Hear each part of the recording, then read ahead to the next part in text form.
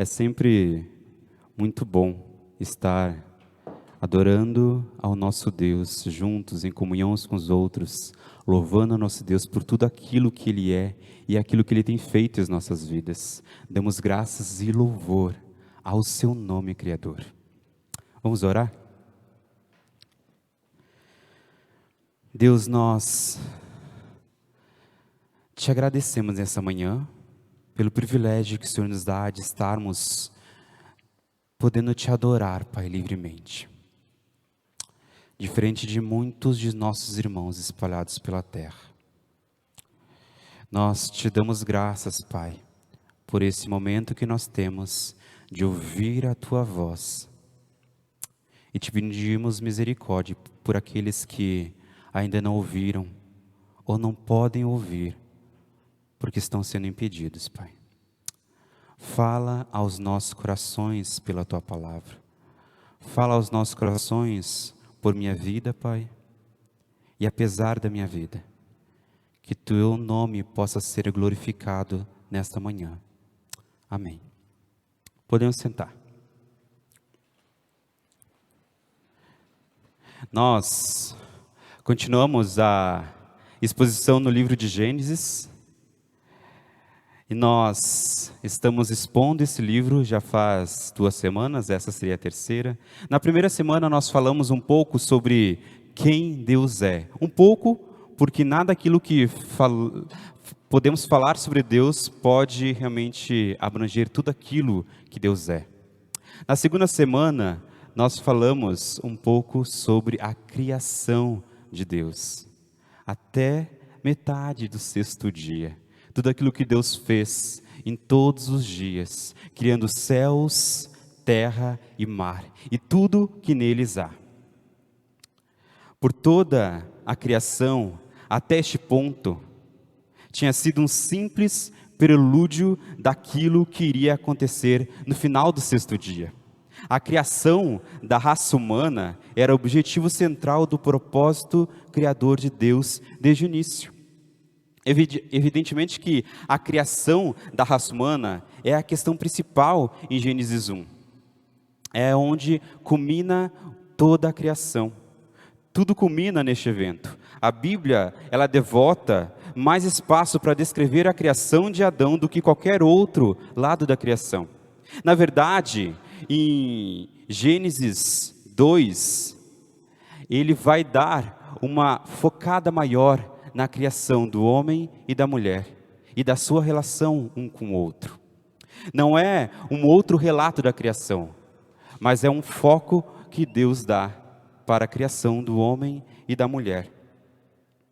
Agora em Gênesis 1, 26 e 31, que é o texto que nós trabalharemos, simplesmente nos dá um relato básico do 6º dia. Vamos ler o texto? Gênesis 1, 26 a 31. E Deus disse: façamos o homem à nossa imagem, conforme a nossa semelhança. Tenha ele domínio sobre os peixes do mar, sobre as aves do céu e sobre os animais domésticos, sobre toda a terra e sobre todos os animais que rastejam pela terra. Assim, Deus criou o homem à sua imagem, a imagem de Deus o criou, homem e mulher os criou. E Deus os abençoou e lhes disse: sejam fecundos, multipliquem-se e encham a terra, sujeitem-na, tenham domínio sobre os peixes do mar, sobre as aves do céu e sobre todos os animais que rastejam pela terra. E disse Deus ainda: eis que lhe tenho dado todas as ervas que dão semente e se encham na superfície da terra, e todas as árvores que há fruto que deem sementes. Isso servirá de alimento para todos vocês. E para todos os animais da terra, todas as aves do céu e todos os animais que rastejam sobre a terra. E em que há fôlego de vida, toda a erva verde lhe servirá de alimento. E assim aconteceu. E Deus viu que tudo que havia feito, e eis que era muito bom. Houve tarde e manhã do 6º dia. Uma mudança importante acontece aqui, no processo da criação, que ocorreu desde o começo.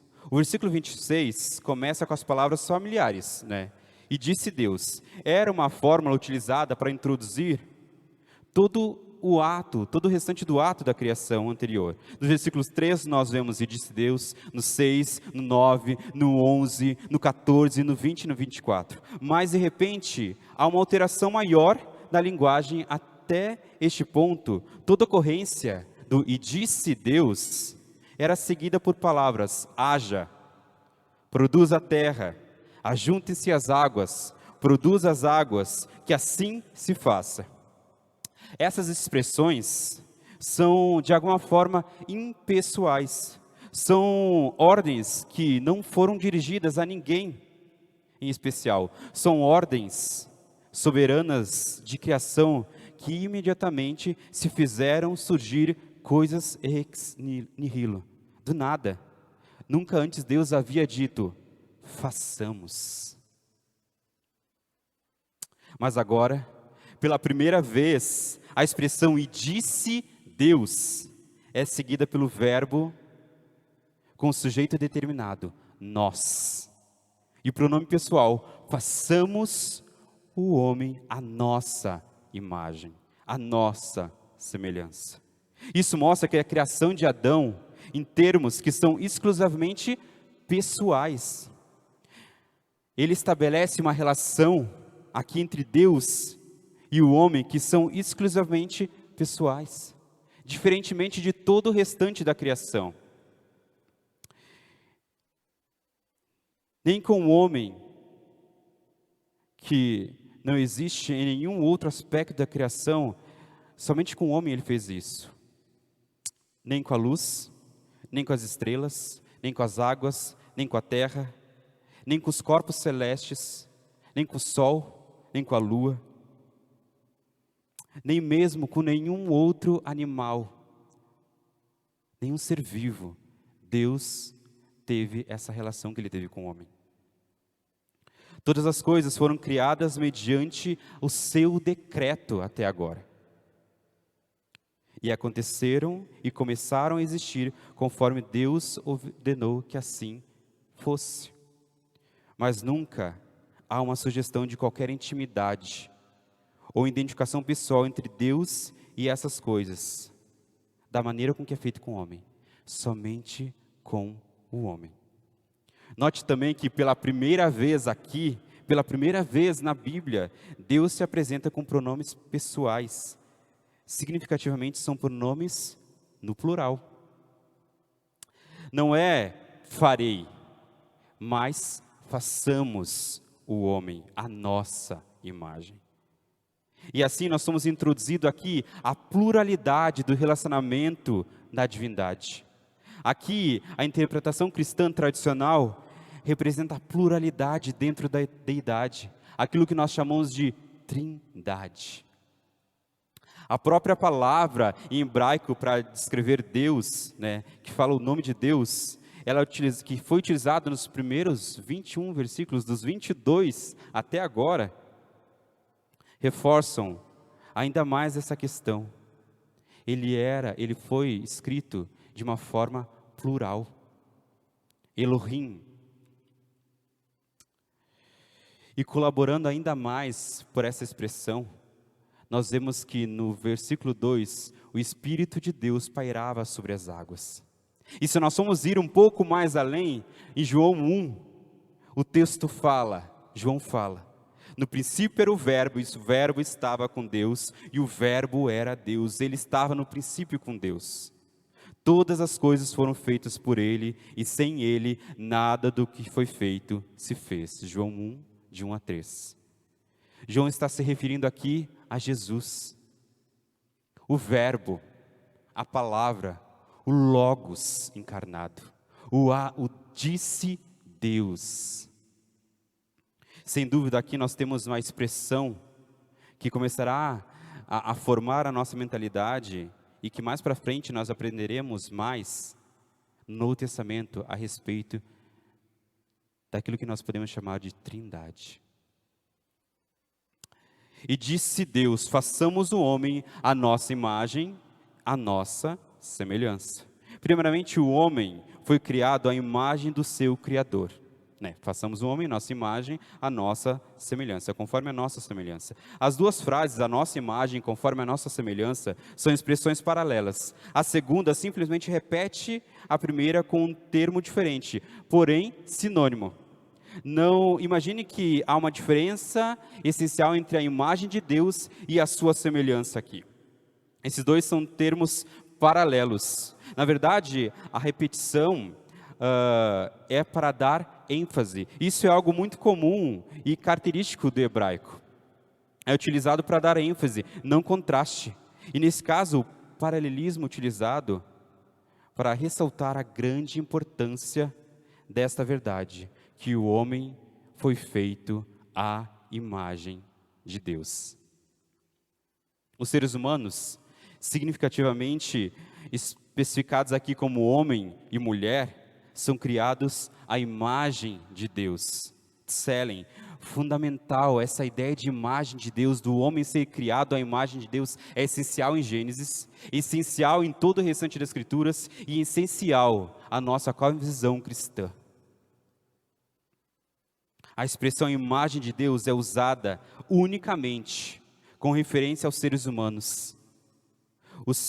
Assim os separa das demais criaturas. Enquanto as demais criaturas, elas foram criadas segundo as suas espécies, a humanidade, o homem e a mulher, foram feitos à imagem de Deus. Antes de falar sobre a expressão a imagem de Deus, eu queria que vocês percebessem o que a Bíblia nos mostra aqui no versículo 27. Assim Deus criou o homem à sua imagem, a imagem de Deus os criou, homem e mulher os criou. Homem e mulher os criou, macho e fêmea. Homem e mulher. Diferentemente daquilo que muitas estão dizendo, homem e mulher, macho e fêmea, não é uma construção social. Não é obra de uma cultura humana. Foi desta forma que Deus nos fez. Deus, o Criador do ser humano, criou o homem e criou a mulher de formas diferentes. Aquilo que difere disso, sim, é a criação da cultura de uma humanidade que agora é caída. Mas agora voltamos à ideia de imagem de Deus. No Antigo Oriente, cria-se amplamente que o espírito de um Deus vivia em qualquer estátua ou imagem de um Deus, com o resultado de que essa imagem podia funcionar como um tipo de representante, um substituto do Deus, onde quer que ela fosse colocada. Costumava-se também crer que um rei, e somente um rei, era representante de um Deus. Obviamente o rei, ele governava, e o Deus era o governante último, de modo que o rei estaria governando no lugar daquele Deus. Mas a perspectiva judaica, hebraica, a perspectiva bíblica, isso é democratizado a toda a humanidade. O texto está dizendo que exercer o domínio real sobre a terra como representante de Deus é o propósito básico para o qual Deus criou o homem e a mulher, para o qual Deus criou a humanidade. O homem é designado rei sobre a criação, responsável diante de Deus, o rei último, e como tal, ele esperava-se que ele administrasse e desenvolvesse e cuidasse da criação, o domínio de Deus. Muito parecido com essa ideia é a utilização da palavra hebraica trazida por imagem, também para descrever a construção de imagens régias, imagens de reis. Ou seja, embora um rei ele não pudesse estar fisicamente presente em todos os seus domínios, ele estabelecia imagens de si mesmo por todo o seu reino, a fim de lembrar a todos aqueles que estão vendo que a sua autoridade vai até ali. Isso é uma realidade até hoje, né? Nesse sentido, a imagem de Deus, ela pode ser interpretada como sentido de que os seres humanos são representações de Deus na criação, refletindo a glória divina. São representações visíveis de um Deus invisível. Está dizendo que onde estiver um ser humano, onde estiver o homem e a mulher, imagem de Deus, está proclamando ao cosmos que ali é domínio de Deus. Adão e Eva, criados à imagem de Deus, compartilham, eles sendo criados de uma forma pura, perfeita, eles partilhavam de modo puro e sem mácula de todos os atributos comunicáveis de Deus, aqueles atributos que Deus, Ele comunica à humanidade, que Ele compartilha à humanidade. Eles tinham de forma pura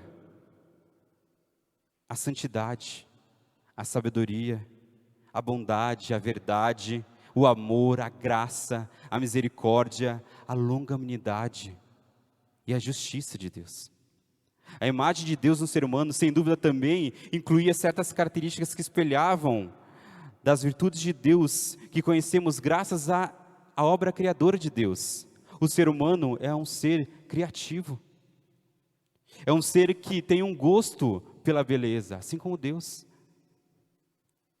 É um ser que ama também a diversidade. Pense que Deus poderia criar somente uma árvore que desse fruto, e já seria suficiente para se alimentar. Mas Deus criou inúmeras árvores, inúmeras espécies de árvores. E a semelhança divina com o homem parece também incluir os aspectos elevados da nossa inteligência e da nossa emoção, a nossa habilidade para raciocinar e resolver problemas, emoções, como arrependimento, como zelo, como prazer, como alegria. Também incluía a nossa habilidades emocionais, conceitos emocionais como justiça, retidão, santidade, verdade e bondade. O ser humano é um ser criado à imagem desse Deus.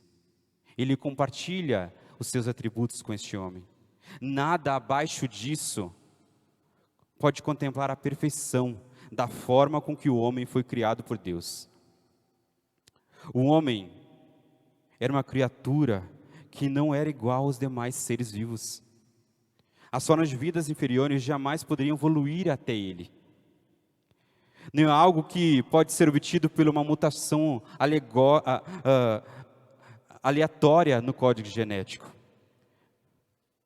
Não é algo que poderia surgir por um desvio de DNA de um primata. É, afinal de contas, a própria essência do que faz a humanidade diferente do restante da criação. Ele foi criado à imagem de Deus.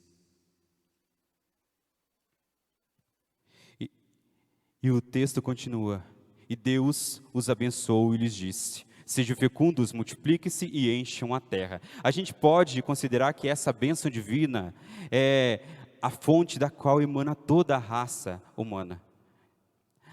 Moisés, ele está aqui simplesmente dizendo que Adão com a sua esposa foram formados para dar origem a uma descendência que encheria a terra.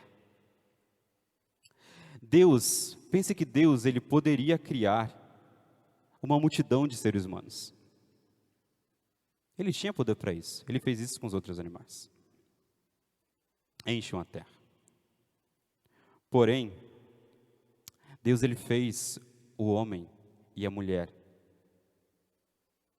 Como se a vontade de Deus fosse que nós procedêssemos de uma única fonte, para que de alguma forma o nosso desejo de concórdia mútua fosse ainda maior, e que cada um pudesse alcançar mais livremente o outro como a sua própria carne. Assim como Adão fala: ossos dos meus ossos, carne da minha carne. Todos nós que estamos aqui, que viemos de lugares diferentes desse Brasil, pode ser que tenha vindo pessoas de lugares diferentes do mundo, seus parentes tenham vindo de lugares diferentes do mundo, todos nós viemos de uma única fonte. Isso deveria de alguma forma nos unir mais. Todos nós somos de alguma forma irmãos. Mas uma coisa que nós precisamos pensar aqui, e sobre isso nós vamos ter uma pregação específica para falarmos, é a maneira com que Deus quer que nós nos multipliquemos. Não é como os animais, de uma forma irracional. Mas Deus, Ele criou o homem e a mulher, o homem e a sua esposa. Aqui Ele está falando sobre a forma justa, pura e santa que Deus quer que o homem se multiplique através do matrimônio, através do casamento, e unicamente dessa forma. Deus, aqui não está dando vazão às paixões humanas. Ele está mostrando qual é a forma com que esse homem e essa mulher devem se multiplicar. E esse método, ele é legítimo e ele continua até hoje. Não quer dizer que o homem cumpra isso. E o texto continua: sujeitem-na, tem domínio sobre os peixes do mar, sobre as aves do céu e sobre todo o animal que rasteja pela terra.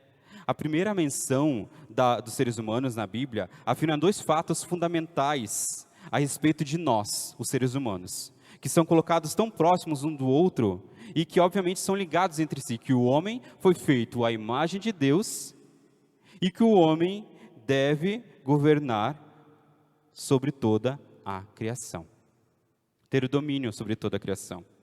Deus quis que nós exercêssemos domínio dentro da criação, e ter o domínio não é o que constitui a imagem de Deus, mas o fato de termos sido feitos à imagem de Deus nos capacita e nos dá direito de exercer este domínio, dado pelo próprio Criador, Deus.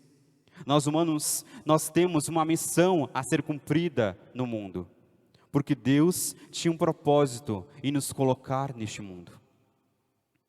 Portanto, Deus instrui a espécie humana não apenas para povoar a terra, instrução que Ele havia dado, se vocês se lembrarem, a todas as outras criaturas. Multiplique-se e encham a terra. Ele havia falado isso para todo o restante da criação. Mas diferentemente, Ele dá agora ao homem a tarefa de subjugar a terra e de governar essa terra criada por Deus e também as demais criaturas. Primeiramente, a palavra sujeitar a terra aqui implica, provavelmente naquele momento, nada mais do que a tarefa de agricultura, de cuidar, de arar, de cuidar a terra. Mesmo que agora inclua outros produtos da engenhosidade e dos esforços humanos, diz respeito a usar a criação para criar. Diferentemente de Deus, nós não criamos do nada. Nós utilizamos daquilo que Deus, pela sua graça, nos deu para subjugar a criação. O texto está simplesmente afirmando que, como portadores da imagem de Deus, nós moldamos o mundo que nos rodeia e adaptamos este mundo por uma diversidade de usos. Por exemplo, nós pegamos uma árvore e essa árvore é transformada em um livro, é transformada em uma cadeira, em uma mesa, ela é transformada em uma janela de uma casa. Nós pegamos a terra e a gente faz um tijolo, e esse tijolo é feito para formar as casas. Nós utilizamos da criação de plantas para fazer remédios. Nós utilizamos da criação daquilo que Deus criou e nós modificamos de uma forma que cria aquilo que nós podemos chamar de cultura. A ordem de Deus, o mandato de Deus, aquilo que nós, os reformados, chamamos de mandato cultural, é para utilizar da criação de uma forma com que produza. Mas tudo isso deveria ser feito para a glória daquele que criou todas as coisas. De uma forma que esse homem que pegasse essa árvore, que pegasse essa terra, que pegasse essas plantas, dessem louvor e glória àquele que fez todas essas coisas. Que de alguma forma ele representassem a Deus na forma com que ele agisse diante da criação. A segunda palavra, dominar, E mais, ela é mais específica. Ela descreve a responsabilidade que os seres humanos possuem e não foi dada a nenhuma outra criatura, nenhuma outra espécie, a tarefa de governar e exercer domínio sobre o restante da criação. Com essa palavra, Deus está passando às mãos dos seres humanos, de uma forma delegada, a sua própria autoridade real sobre toda a criação. Deus ele estabelece aqui a espécie humana como a imagem na criação.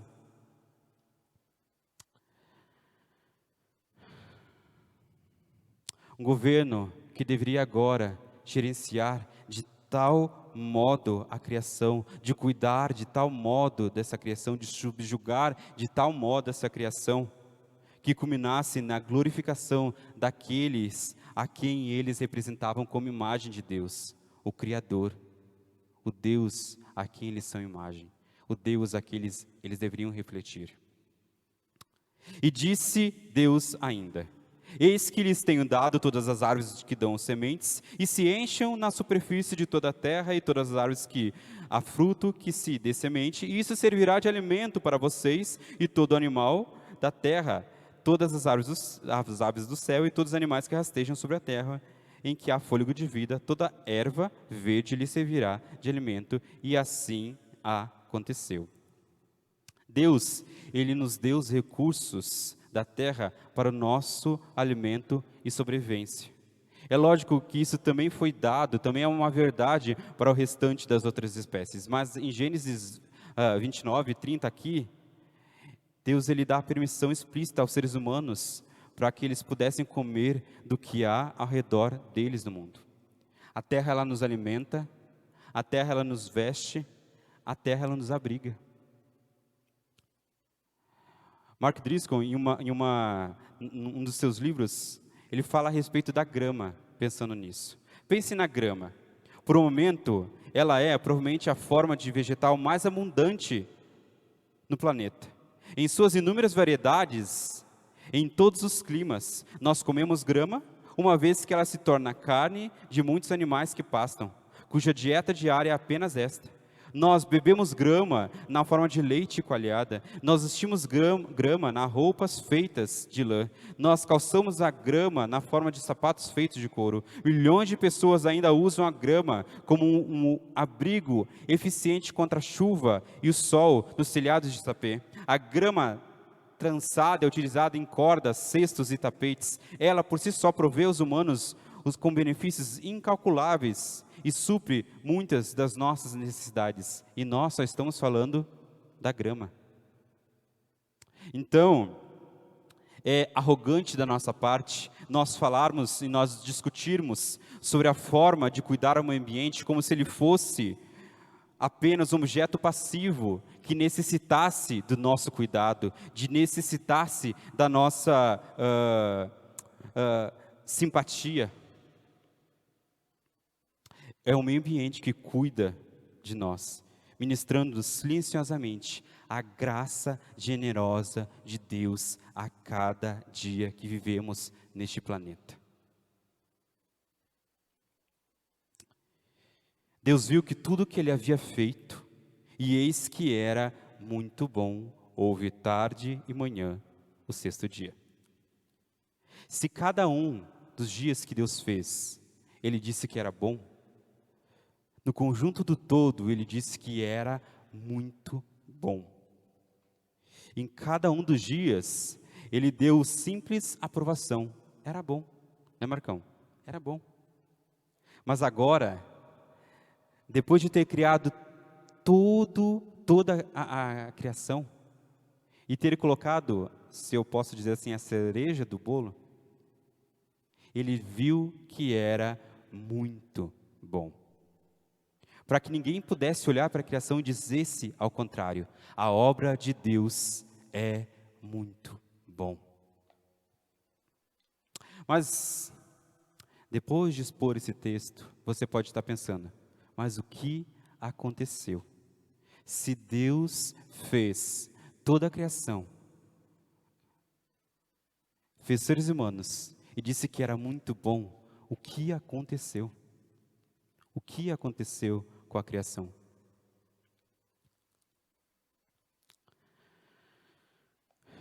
Nós teremos uma pregação específica para falar sobre o que aconteceu. Mas, se eu posso adiantar aqui, e posso, não é nenhum spoiler, porque todos nós vivemos isso. Paulo nos fala que todos pecaram e separados estão da glória de Deus. O que aconteceu foi o pecado. O pecado entrou no mundo. Fomos criados à imagem de Deus. Fomos criados para representar a Deus, com todos os atributos que isso significava, com a missão de sermos representantes de Deus na terra, subjugando e a governando para a glória de Deus, representantes visíveis de um Deus invisível. Calvino diz que nós somos como espelhos, refletindo os seus atributos invisíveis para o mundo, semelhantemente a Moisés, que irradiou a glória de Deus após estar na presença de Deus no Monte Sinai. Nós deveríamos refletir a bondade de Deus para a todos, para a sua glória e para a nossa alegria. Mas o pecado manchou, comprometeu, desfigurou, despedaçou. É como se fosse aquele espelho manchado pela deterioração, onde a gente não consegue ver realmente quem está no espelho. É como se fosse um espelho que ao cair no chão foi despedaçado. O pecado diante da humanidade, na humanidade, fez com que nós não conseguíssemos mais subjugar a terra e governar a terra de uma forma santa e justa, mas agora de uma forma egoísta, de uma forma com que só pensássemos em nós mesmos e naquilo que eu poderia ganhar subjugando a terra.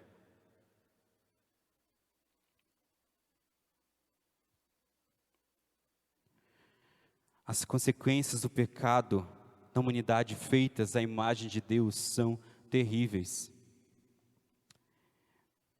E com isso eu gostaria de trazer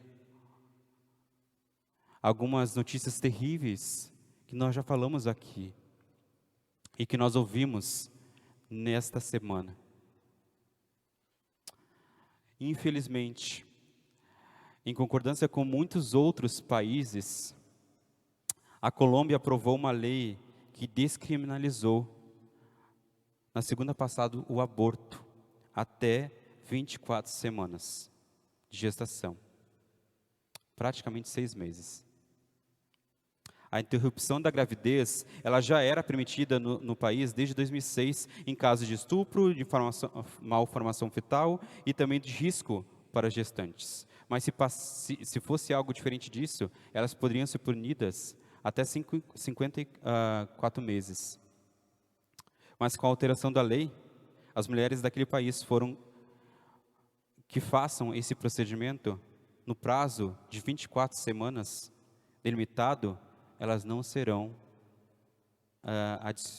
acionadas legalmente. Como nós vimos até agora, os seres humanos são seres portadores da imagem de Deus, possuidores de dignidade, de importância e de valor.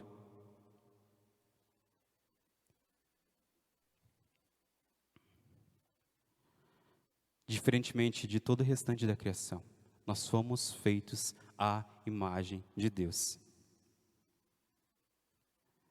Robert P. George, professor de Princeton, membro anterior do Conselho Presidencial de Bioética, ele afirma: embriões humanos não são algum outro tipo de organismo animal, como um cachorro ou um gato.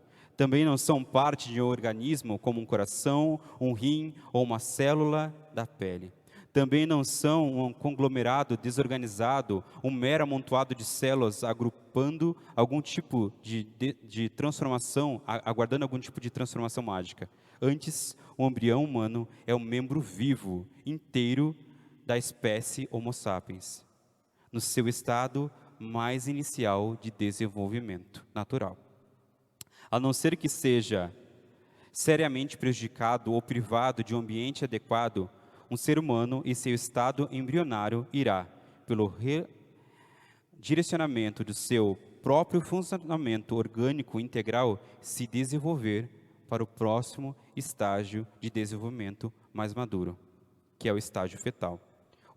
Os estágios embrionário, fetal, infantil e adolescente são estágios de desenvolvimento de um determinado ser estável, um ser humano aqui, que vem à existência como organismo de uma célula única, um zigoto, e se desenvolve, se tudo der certo, se tudo correr bem, em um adulto, muitos anos depois. Cientista falando. É claro que existe divergências a respeito da vida, mas não deveria existir para nós cristãos. Nós que sabemos que nós somos criados à imagem de Deus. Os cristãos sempre seguiram o ensinamento dos hebreus do Antigo Testamento que o aborto de um bebê antes não nascido e a exposição desse bebê à morte é pecado. E um pecado, segundo Gênesis 9, que era digno de morte.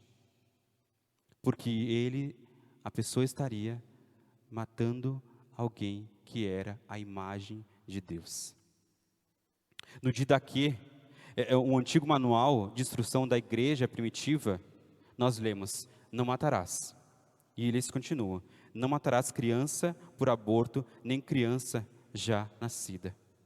Alguns argumentarão de que há uma diferença entre um bebê no ventre e um bebê já nascido. Mas a igreja primitiva, ela via ambos como vida, como igualmente vivas, e tirar qualquer uma das vidas seria homicídio. A Bíblia trata isso como algo extremamente sério. E o mais triste saber é que tem muitas pessoas que se dizem cristãs. Muitas pessoas que dizem que estão de alguma forma protegendo as mulheres, cuidando das mulheres. Estão sendo enganados por vãs filosofias, estão sendo governados pelo príncipe da potestade do ar que atua nos filhos da desobediência.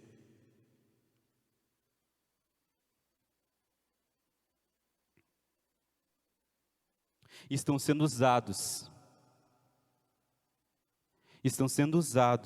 como instrumentos de Satanás para destruir vidas feitas à imagem de Deus.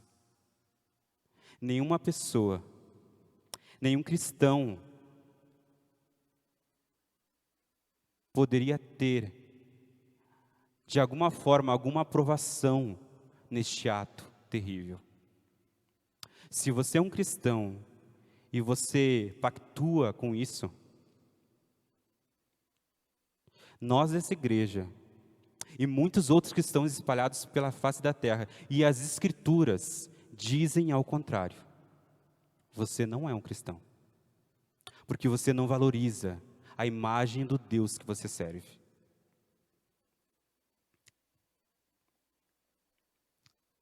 Infelizmente também nós estamos ouvindo e ouvimos nessa semana rumores de guerra. Uma guerra começou declarada da Rússia pela Ucrânia, contra a Ucrânia. E pode ser como uma das outras guerras que estavam acontecendo, do Iraque e da Síria, que você não sinta na sua pele, que você não esteja sentindo ameaçado, mas você deveria sentir no seu coração. Porque são homens, são mulheres, são crianças, a imagem do Deus que você serve, que estão morrendo, que estão se matando por pura ganância de homens. Homens governantes que deveriam governar para a glória de Deus, mas que agora, por causa do pecado que habita no homem, estão governando segundo os seus maus desejos. Isso deveria fazer com que você dobrasse seus joelhos e orasse. Porque são homens e mulheres feitos à imagem de Deus que estão sofrendo, que estão perdendo as suas famílias, que estão perdendo aquilo que eles construíram a vida toda. Estão perdendo seus pais, estão perdendo seus filhos. Então, bem, infelizmente, ouvimos tragédias ambientais gravíssimas. Há algumas semanas, em Petrópolis, houve uma chuva que inundou a cidade. E houve inúmeros deslizamentos. E por conta disso, muitas pessoas perderam suas vidas. Muitas pessoas perderam suas vidas.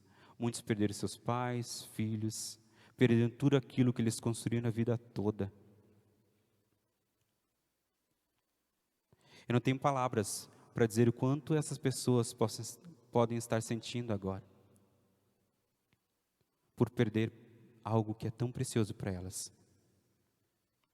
Mas isso não é uma realidade que aconteceu somente ali, algo isolado.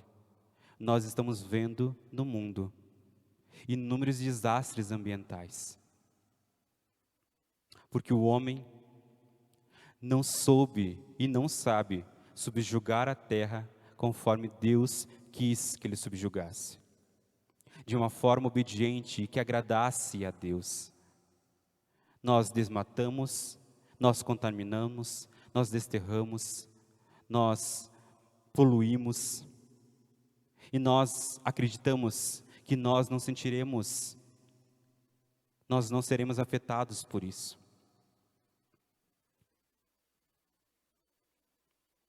Nós usufruímos da terra com grande irresponsabilidade. Sem contar que muitos caçam por puro prazer ou irresponsabilidade. Quantos animais foram extintos por causa da ganância de homens? Não foram naturalmente extintos. O homem que deveria cuidar e governar e subjugar a terra, os matou. Não existem mais.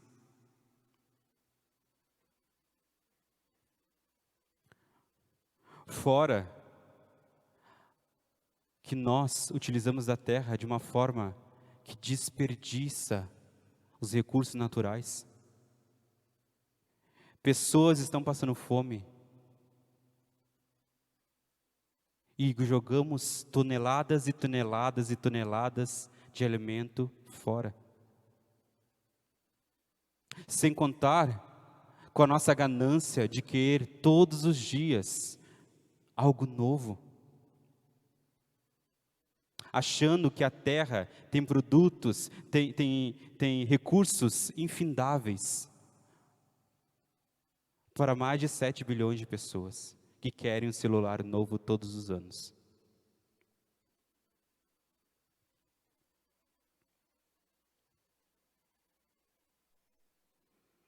O nosso recorde humano de exploração daquilo que está à nossa mercê prova que nós não temos aptidão, porque nós somos seres decaídos para governar, estando nós mesmos desgovernados. Nós poderíamos ficar aqui horas e horas e horas a fio, falando como nós não conseguimos refletir a imagem de Deus no mundo. Como nós não conseguimos, de uma forma santa, justa e pura, subjugar a terra e governá-la. Mas o fato é que o pecado manchou, desfigurou, despedaçou a imagem de Deus em nós. Mas graças a Deus, por Cristo Jesus. Pois um texto que nós lemos no início do nosso culto, diz que Ele é a imagem do Deus invisível. Ele e somente Ele foi aquilo que nós somos criados para ser, imagem de Deus. Portanto, a fim de nós entendermos como deve ser a vida de amor, de graça, de misericórdia, de justiça, de verdade, de compaixão, de santidade, de luto, de sofrimento, de pobreza, de dor, de solidão, de amizade, nós devemos olhar para Cristo, que espelha a imagem de Deus verdadeiro. Infelizmente nós olhamos para homens, infelizmente as livrarias estão cheias de livros de autoajuda. Nenhum livro de autoajuda, nenhum coach, nenhum livro que tenha regras de como viver de uma forma plena o fará e realmente se livrar desse sentimento que você tem, que você não é aquilo que você foi formado para ser. Você foi formado para ser, você foi feito para ser imagem de Deus plenamente. E somente em Cristo nós podemos alcançar esse propósito que Deus nos deu. O ser humano é ter relacionamentos adequados com Deus, com outras pessoas e com o mundo. O pecado tem desfigurado esses relacionamentos e pouco a pouco não os tem destruído. Mas em Cristo, o ser humano perfeito, cada um de nós, cada um desses 3 relacionamentos é restaurado. A imagem, à medida que nos conformamos progressivamente à imagem de Cristo. Porque Ele, sendo ser humano perfeito, é o único que preencheu completamente todos os pré-requisitos de ser imagem de Deus. Quanto mais nos parecemos com Ele, mais nos tornamos humanos, mais nos tornamos realmente aquilo que deveríamos ser. A vida cristã, longe de nos tornar super espirituais, seres quase angelicais, é na verdade uma busca pela recuperação da nossa humanidade. Uma frase de Michael Whitner. Portanto, uma vida que espelha a imagem de Deus é uma vida que está sendo cada vez mais santificada pelo Espírito Santo para ser mais e mais parecida com Jesus Cristo. Capacitando-nos para espelhar a glória de Deus em um mundo semelhantemente da forma que Moisés fez quando subiu ao monte, e depois de subir ao monte ele refletia a glória de Deus a todos. Como nós devemos espelhar a imagem de um Deus de uma maneira possível. Nós continuamos a ser espelhos de Deus, sendo imagem de Deus como pecadores, mas espelhos que foram lançados ao chão, quebrados e espelhando inúmeros cacos e pedaços. Consequentemente, nós refletimos a glória e a bondade de Deus com pouca frequência e de uma maneira deficiente. A restauração da imagem de Deus, ou a coleta desses pedaços que foram jogados ao chão, e a restauração desse espelho é encontrada somente no poder restaurador do Evangelho. E Martinho Lutero diz o seguinte sobre este ponto: o Evangelho tornou possível a restauração daquela imagem. O intelecto e a vontade permaneceram, ainda que ambos um tanto comprometidos. E assim, o Evangelho proporciona que sejamos mais e mais uma vez formados de acordo com aquela imagem familiar de fato melhor, porque nascemos de novo para a vida eterna, ou para a esperança da vida eterna, pela fé, a fim de vivermos com Deus e sejamos como Ele, com Cristo, nos disse. É exatamente isso o que Romanos 8, 29 quer dizer quando ele afirma aqui: pois os que conheceu por antecipação, também os predestinou para serem conforme a imagem do seu Filho, a fim de que ele seja o primogênito dentre muitos irmãos. Ser conformado à imagem de Deus significa que Deus, pela sua graça, através do Espírito Santo, por meio do Evangelho, pouco a pouco, faz com que o espelho de nossa vida seja cada vez mais parecido com a imagem de Deus. Aquilo que nós deveríamos ser desde o início. A imagem de Cristo, para que espelhássemos, para que podemos espelhar a Deus cada vez melhor. A remoção da imagem de Deus no homem a renovação da imagem de Deus no homem é um processo que Deus opera aos cristãos ao longo de toda a vida de santificação, pelo Espírito Santo. Em Colossenses 3, de 9 a 10, fala do novo homem que se renova para o pleno conhecimento, segundo a imagem daquele que os criou.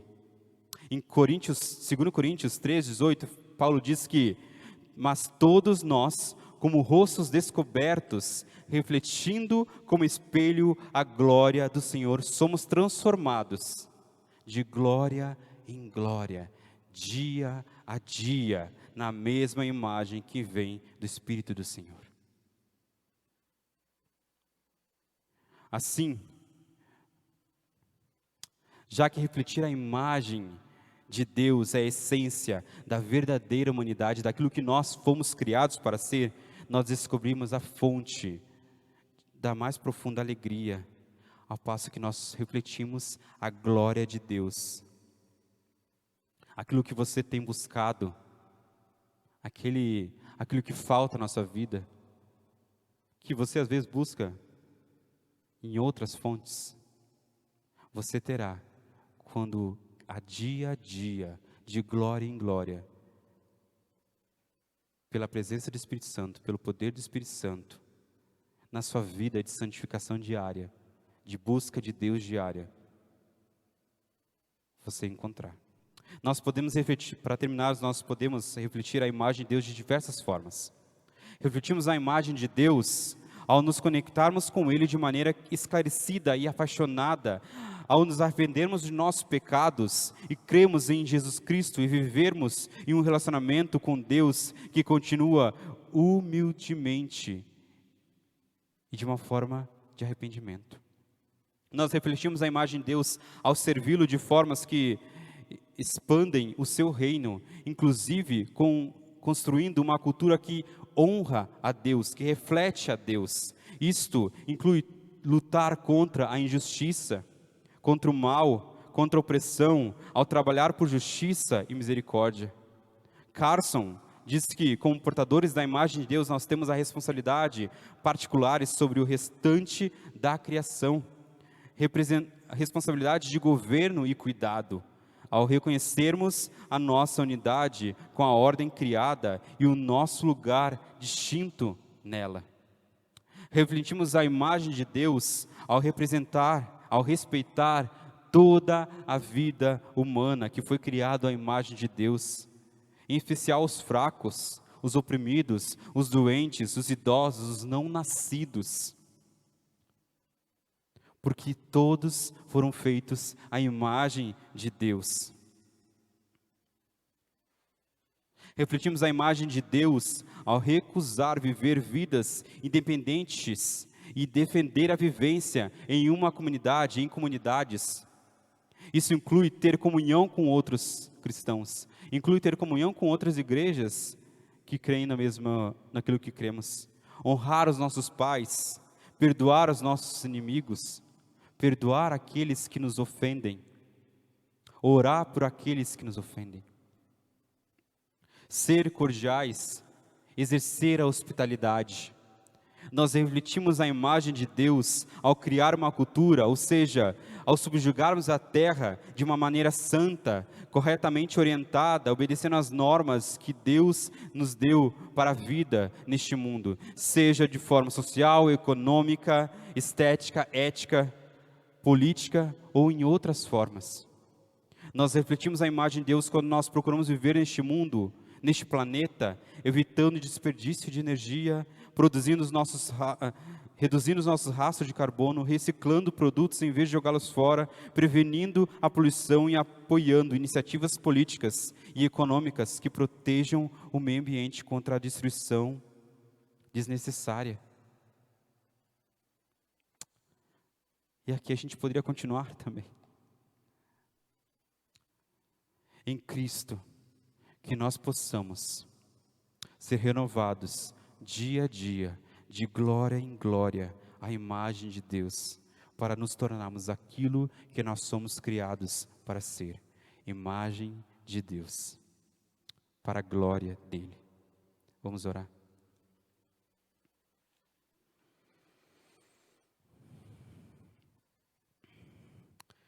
Deus, nós pedimos perdão, Pai, porque nós não conseguimos refletir a Tua imagem perante o mundo. Nós não conseguimos ser verdadeiros representantes Teus nessa terra. Nós não conseguimos, Pai, como imagens de Deus, subjugar a terra de uma forma saudável, de uma forma santa, de uma forma justa. Nós não conseguimos usar do governo, do domínio que o Senhor nos deu para cuidar da natureza criada por Ti. Nós somos falhos e caídos, Pai. Mas nós Te agradecemos, Senhor, porque um dia Tu enviastes a imagem de Deus encarnada, Pai. Jesus Cristo, Pai. Nós Te agradecemos porque através dele nós temos hoje a possibilidade, Pai, dada por Ti, através do Teu Espírito, de a cada dia, de glória em glória, sermos transformados à imagem dEle, Pai.